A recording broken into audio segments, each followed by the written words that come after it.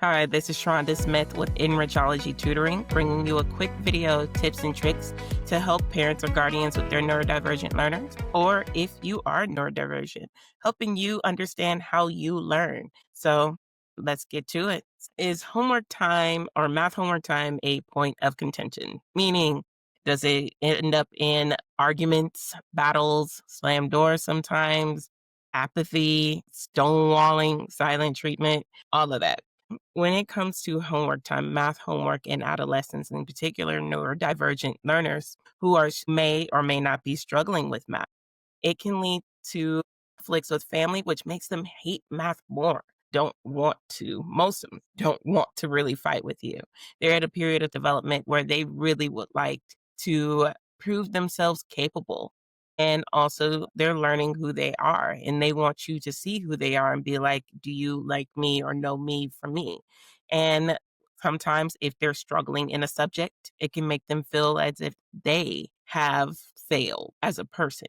So, as their parent, guardian, it's part of our responsibility to help them navigate some of these feelings and also to help them learn strategies to help them be successful in different things in their life because math is just one hurdle. There will be a multitude of hurdles to come. If homework time has become a point of contention and stress within your family, the next 5 tips are designed to help you to be able to bring down some of that stress and so that both you and your adolescent don't feel powerless in this situation because you're not. There's a lot that we can do or a lot that you can do in order to navigate some of this stress and learn techniques, learn behaviors to help make this homework productive, not just academically, but also cognitively and social emotionally. Tip number 1, create a homework only space. Well, when I say that, don't make it so that, like, if you are doing homework, you must be here. Yeah, that's scary. And being that even I myself am like combated with people telling me why I must do homework here. Yeah, no. But this space is basically suited for them to do their homework. Meaning, just like a painter needs their paints, their brushes, and that, and they usually have a space that they like to paint in. The thing with a carpenter or cook, hey, homework being the same thing. Learners who are neurodivergent sometimes also have attention or short-term memory problems. So if they have to go find the pencil and then they forget a pencil because they remembered the laundry, and then when they went to do the laundry, then they also saw that they have to get this paper or saw paper on the dining room table as they were passing to the laundry room that needs to be signed by their parent. You get this. It can be a long train and they can get completely derailed just because they didn't have the pencil where they needed it. Create an area in your home that has anything you can think of that they may need for homework. A pencil, pen, pencil sharpener, ruler, calculator, extra paper and such, that kind of stuff. That way, it lessens the chances that they'll get distracted and increases the chances that they can get focused and started on their assignment. Also, if you can make the area like a little bit jazzy, pretty, humans, we like living in nice spaces or even working in clean, nice spaces. So whatever you can do to help make this environment relaxing and conducive to work or homework, awesome. Tip number 2, help them break down tasks visually. So sometimes when you get a homework assignment, especially if you're neurodivergent or ADHD, you put it off. You're like, I'm gonna get this done. I'll get this done. I'll get it done. I promise I'll get it done. And then the day comes where it needs to be done, and you're like, oh, let me get this done. Yes, we've all done it. And part of the reason that is dopamine. Body has learned that if they wait to the last moment, they're going to get a pew or some dopamine, helps them focus, churn it out. But that's also stressful. And sometimes you don't get it done. And then they end up with the lower grade and it's a doom spiral sometimes. So let's cut that. Help them break the task into smaller increments. Have them create a SMART goal where they do 1 paragraph per day or 1 paragraph every couple of days if they have weeks to do an assignment. And go from there. Same thing when it comes to homework. If they have like 20 problems, have them use the Pomodoro technique where they focus in for a set period of time, take a short break, focus in again for a short period of time, take a break, and they go from there. Learning these type of strategies and practicing, which I like to say practice makes permanent, practicing these types of strategies can also help them with their executive functioning, which is a developing part of their brain in the frontal lobe, or practicing these skills as an adolescent can help that development. Tip number 3, make homework feel relevant.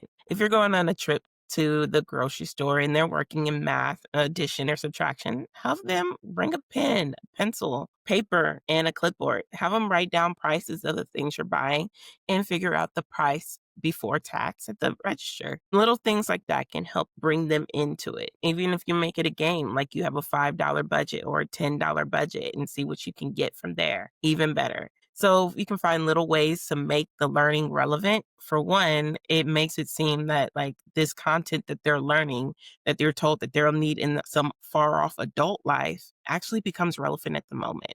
And it can gamify it and make it more fun. So find ways to make the content relevant can also help with homework time. Tip number, this is 4, not 3, give them autonomy. So we sometimes people can micromanage, and just because we do something a particular way, we think that everybody must do something a particular way. But that's not necessarily true. Same thing in math. There are multiple ways to the correct answer, which is one of the things I love about algebra. So let them have that. The question isn't if homework is going to get done. It can be a question of how it is going to get done. As long as they're doing it in a way that they're learning and it's not like letting somebody else do everything. Yeah, awesome. I'm all for it. And if as long as they're doing it in a way, it can even be a question of when they're getting it done. Should they do homework right when they get home, or could they wait maybe 30 minutes and get it done after that, after doing a decompression? I don't know. Make them part of the discussion. And that can also help decrease some of the conflict that can occur during homework time. Part of that conflict is also due to they want some autonomy. They're trying to show you that they can do things. Let them be part of the discussion. Tip number 5, focus on encouragement, not pressure. So a little bit of encouragement can actually do more than pressure. Pressure causes resentment and can just some pressure is good. Everybody needs a little bit of pressure and a little bit of stress.